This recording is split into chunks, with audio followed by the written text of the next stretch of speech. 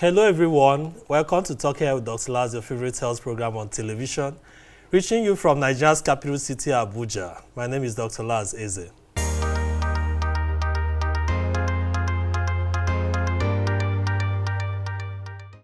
Yes, on the program today, we'll be talking about mental health, demystifying mental health.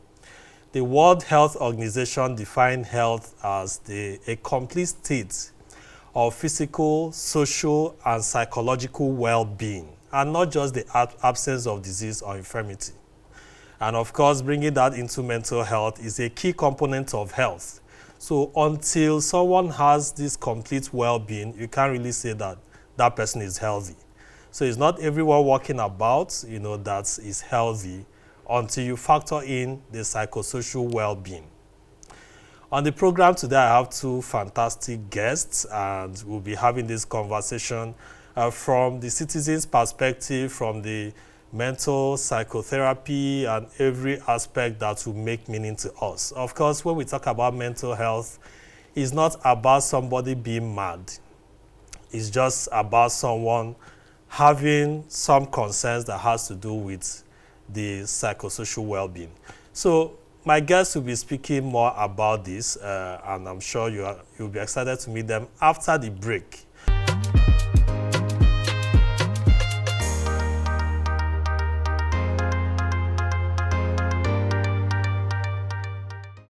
Welcome back to Talking Health with Dr. Laz, the favorite health program on television.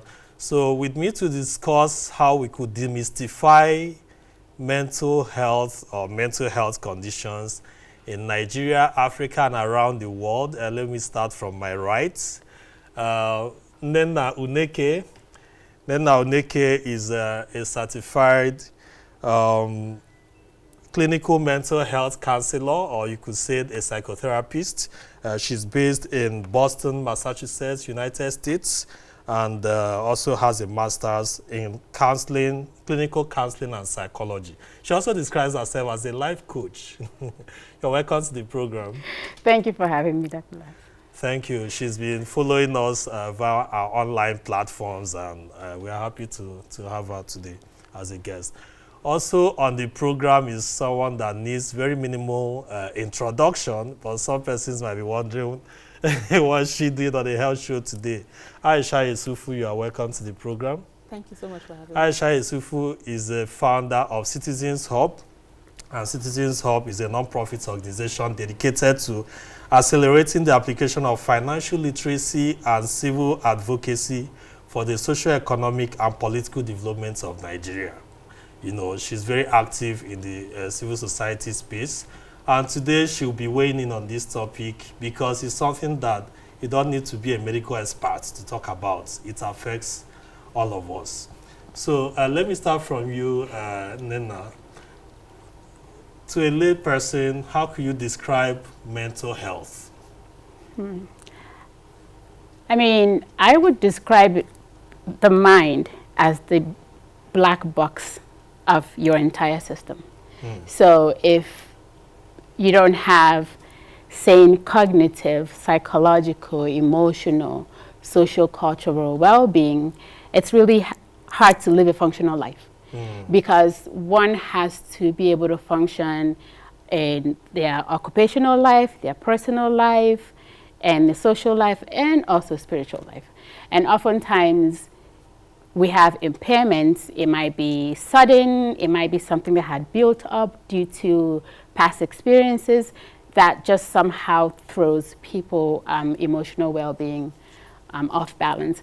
And sometimes it's hard to get back to center, and that only happens if you are around people who recognize and understand what those symptoms are and are able to get help, and which doesn't happen often in this part of the world. So I think mental health is just as important, or not, even if not more important than physical health, because you can see someone who is physically incapacitated, they still work, they go out.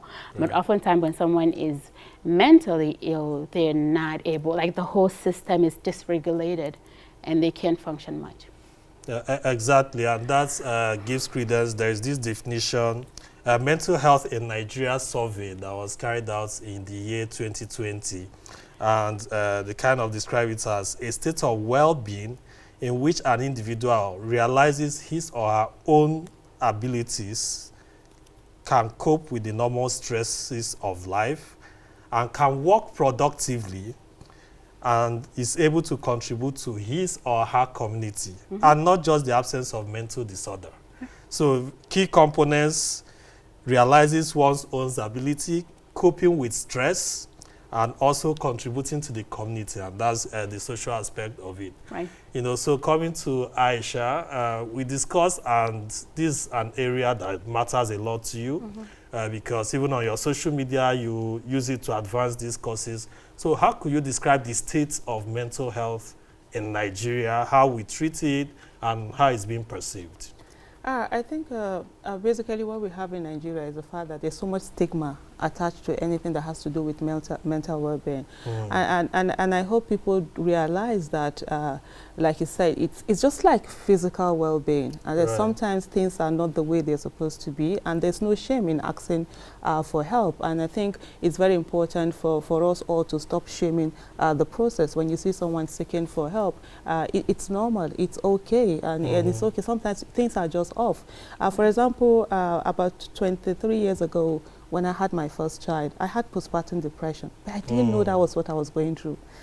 Things were just off. People kept saying, oh, you should be happy, you've just had a baby. I wasn't happy. I was going through so much. It took years later before I realized that was what I went through. And so, she did say, and then did say, you need people around you that will recognize what is going on and also be able to help you. So that's very important. Right now, what we have in Nigeria is that a lot of us are going through so much. Mentally, we are being assaulted daily with all of the insurgency, the terrible things happening, the fear. We're almost like we're traumatized. We're traumatized citizens. And so it's very important for us to understand that the same way that we take care of our physical well-being, it's also important for us to take care of our emotional well-being, for us to take care of our mental health. You exercise your body, you're keeping it fit. You also have to exercise our minds and not be ashamed doing that.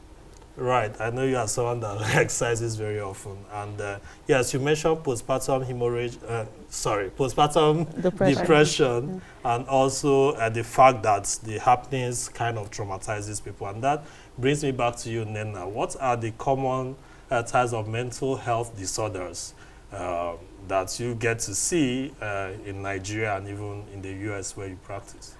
I mean, if we're going to start alphabetically, we have to talk anxiety disorder. And I think that's a big one that oftentimes gets dismissed. Like when you see people who are overly cautious, who would not leave the house or go to certain places or do certain things, or go, climb heights, be around certain people. It's a real fear that people have, and it comes from something, right? So being able to name it, like she said, you might be going through something, but you don't have the words to say, this is what I'm going through, this is what I'm dealing with. And the biggest one of the anxiety disorders is generalized anxiety disorder. It's just a general fear of impending doom, just feeling of something bad is going to happen. People have to find ways to navigate that fear and still live their normal lives. And oftentimes it gets really tiring. People don't want to do it. And then there's social anxiety disorder, where people have this fear of judgment. They feel like once they walk into a place, everyone's going to talk about them. So they might shy away from, they might miss out on careers. They might miss out on opportunities. They might miss out on jobs because they can't find that confidence to overcome this incessant voice in their head saying that they're not good enough. And like I said, it's another thing we can talk about later because it comes from somewhere, right? And then you can go into like performance anxiety, and then you go into like the phobias, fear of height, fear of blood, fear of crawlies, fear of, so it's a lot of mental disorders. Does the post-traumatic stress disorder come into this as well? Because I think a lot of Nigerians have to deal with this. Yes, that's the more serious one. So these are the common ones. And then you go to PTSD, which is post-traumatic stress disorder. You go to schizophrenia, which has, different schizoaffective. You have seasonal you have personality disorders, Right. and then it becomes more and more serious.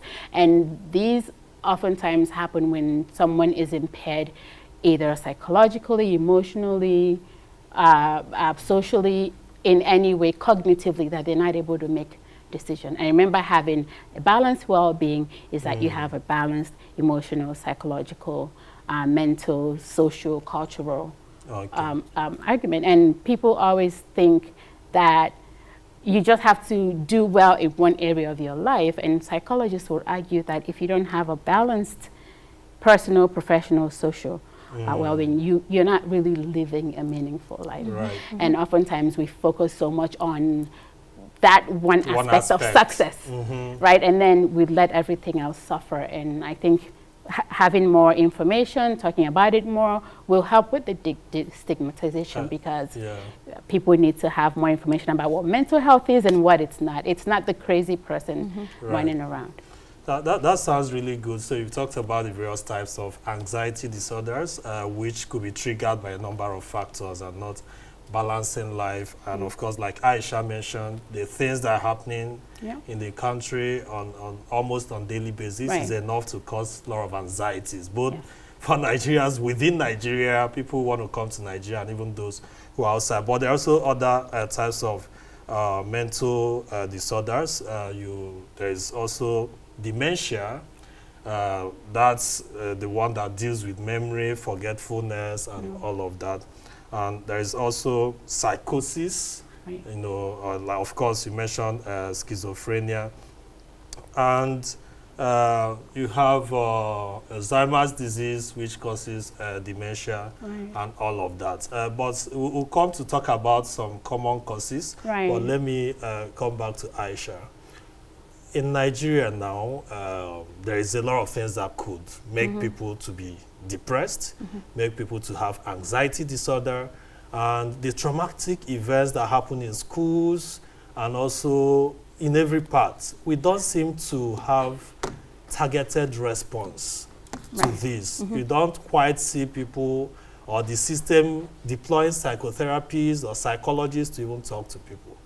What are your thoughts around this? You are very active on social media. Even some things that are being posted there are enough to even trigger those kind of feelings. Absolutely. Like recently, even on my Twitter handle, I asked the question. I said, look, normally things that I will watch before and it's just like funny, now it's like triggering.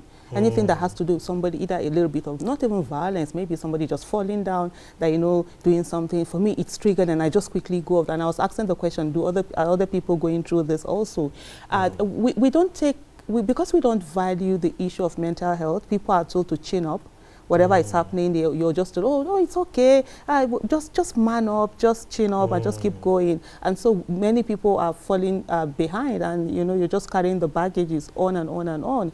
And even with children, with all of the abduction that have happened in schools in Nigeria, you find that nothing really is being done for the children, because a good number of them will be going to school scared of maybe could it be their turn, is it going to be their school and stuff like that. Some might even say they don't want to go to school absolutely. Again. Some might say they don't want to go to school, and then nothing is being done. I will give you an example. My son is dyslexic, so dyslexia is a learning disability, and being in Nigeria, he had to leave Nigeria at the age of 14 to go to UK to continue his education. Why hear the kind of words, you know, the way they talk to you, Olodo, you don't know anything, because they can't comprehend what he's going through and stuff like that. So he had to go through the therapy. He did therapy for about a year before, when he was 12, because we needed to work on his self-esteem, his self-worth and stuff. And when you're talking about anxiety, he still has anxiety up to now. He's 23 years old, and sometimes you see him, you know, because of his condition, he's not sometimes able to quickly figure out issues. So it takes time. And then if you're just fast with it, the next thing he's sweating, he's going through so much, any condition that rattles him and all over. So you just have to calm him down. You know, he calls me, we're talking and stuff like that. So these are some things that people don't recognize. And when people are talking about it, they don't validate people's feelings. They just tell you that, oh, what is this? You're making so much noise. Recently, I think a few days ago, there was a video that went out about a girl who was having a panic attack, anxiety, and she called her mom. She was just on the road lying down. So when the mom drove in, she didn't say anything. She just lay down with her and just held her hand. So that helps. Not the one that you're coming and shouting at the person, what are you doing here? What are you, stuff like that. So, but on the issue of, in this country, we don't even care about the mental health. So nothing is really being done about it. And how many therapists do we even have really? And sometimes it's so expensive. A lot of people can't afford it. I remember when my son was doing his own therapy, that was 2011 when he was doing his therapy. It was 10,000 naira per every session. Not a lot of people, you know, can afford that at that. And so many people get to be thrown, to be left behind. And I think what's most important, like you did say, government need to do something about it, because right now, if the mental well-being of citizens is not top-notch, then it's going to affect every part of the nation's, every part of the nation, really. Right. Okay, that's a very good submission there. We are going to take a break, and when we return, we'll explore depression and other aspects and what we need to do as a country to optimize mental health care. Do stay with us, we'll be right back.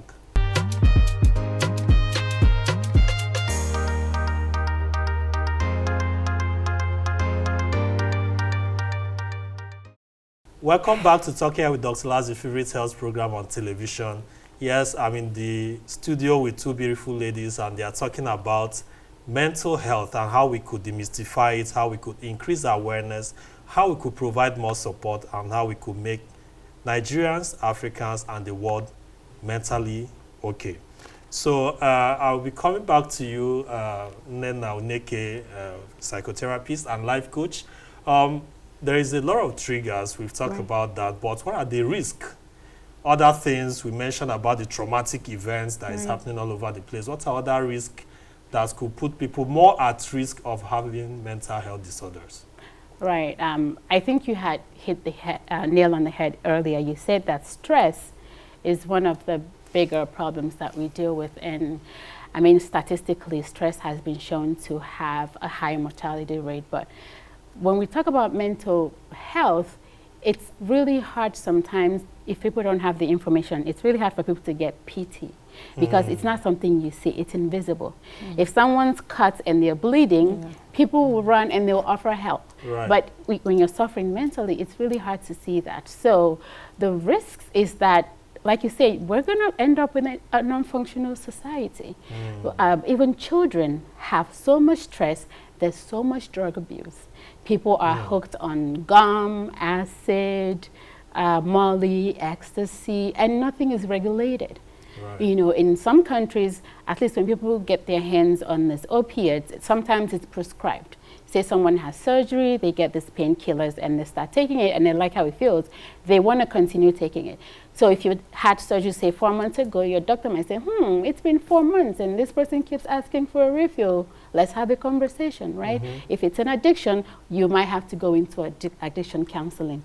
How many of that do we have in Nigeria? You know, and people are so stressed, they have to find a way to self-soothe. They have to self-medicate. And sometimes it's alcohol. It's, you know, the drugs, it's the substances. And because we don't have the statistic to really measure it, we don't realize how much of a public health crisis it is. It is. Like I said, when people don't have their emotional, mental well-being set, it affects everything else. I like to think about well-being as, you know, when you do whatever you can to stay immune during like a flu season, you take the vaccine, you do all that so that when that wave comes, it doesn't hit you. That's how taking care of our mental health is. It's a guard towards these things in life coming at you and you being able to withstand it, because if you're already at the edge, it takes just a little push to just tip to the other side. Tip over, and that's how you see people suddenly sometimes go into have psychotic episodes. Right, you're very right there. So talking about the the substance abuse, which is very common among young people, you know, all over the world, but also especially to our country. But there is also violence. We have all forms of violence, physical violence, and even verbal violence. Some persons get to experience that at workplace. Chronic health conditions like cancer, kidney disease, some of these health conditions that could take a while. And human rights violations. And I would like Aisha to speak on this, because you've been very vocal in protecting rights of marginalized persons, respect for citizens and championing citizens' rights. So from your experience, Aisha, you know, during one of the protests in Abuja, there's something that happened to you. I don't know, I witnessed that, you may not know. During the ANSARS project, the day that you stood and canisters, even plastics were being thrown towards you. While that was happening, I was rushing to meet you. And a policeman cocked gun, you know, towards me, and I had to run. So that's just one, and the image alone attracted a lot of emotional distance. So in this respect, how do you think the human rights abuses that is very common in Nigeria could be addressed, at least to help the mental health state of the citizens? I think the easiest way it could be addressed is for the authority to understand that people have rights, and those rights are inherent to them. It doesn't matter what their choices are, it doesn't matter what their color, it doesn't matter what their race or religion, but that they're human beings, and that's enough. You don't need any other thing to respect people's rights. So that's one. And it's really traumatizing, you know, all the things that one goes through. And even for advocates, I always say to a lot, you need to keep seeking that mental health counseling, check yourself, check your well-being. In terms of well-being also, you know, like even financial well-being, you know, contributes a lot. And you have addiction in terms of people are addicted to betting, all of this like cryptocurrency things and stuff like that. And then people get over the edge. And so what is most important, I think, like I said, is that respect for human beings, and to know that everybody's feeling is valid. Don't try to tell somebody that, or when they tell you that they're being oppressed, don't tell them that they are not being oppressed, because you're on the other side. You understand? For example, somebody is saying to you, I'm going through this, and you're like, oh no, that's not happening. I'm part of that particular place. That's wrong. Allow the person to express themselves and listen. And when you're listening, not listening to reply them or listening to give them, how do I put it, to just give them some reply or just brush off what they're talking about, but listening to understand. And if you're unable to understand, you could just get them to where pointed to where they could be understood and something being done about it. I think at the end of the day, the most important thing is for Nigerian government to understand that its citizens, they are actually citizens and they are not slaves. And the highest office in the land is the office of the citizen, and everybody must be respected. Right, everybody must be respected, not just by government, but even private persons, private employers respecting your employees, and they say respect is reciprocal. You know, so there's the gender discrimination or any form of discrimination. And our countries where not many persons are very sensitive to being discriminatory, either along gender, religious, ethnic, and all of that. You know, these are things that could potentially traumatize persons. And over a period of time could even make them to withdraw. So social exclusion is also one of the risks. So well, let's get to depression. It's very common.